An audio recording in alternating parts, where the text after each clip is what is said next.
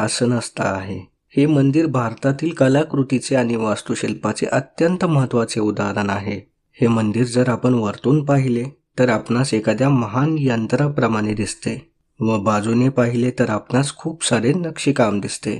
परंतु जर कोणी आपणास विचारले मंदिरात किती स्तंभ आहेत तर मोजणे हे अशक्यच होईल. माता मंदिराचा भाग हा कोल्हापूर म्हणून कसा ओळखला जाऊ लागला व देवीला करवीर निवासिनी असे का म्हणतात हे माहिती देणारा व्हिडिओ आम्ही लवकरच तुमच्यासाठी घेऊन येणार आहोत.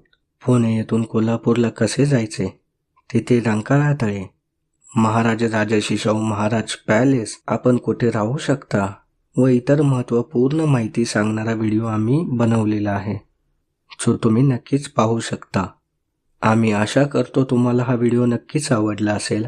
माहिती महत्त्वपूर्ण वाटली असल्यास कृपया व्हिडिओला लाईक करा. तुमच्या प्रतिक्रिया आम्हाला कमेंटच्या मार्फत नक्की कळवा. आणि तुम्ही जर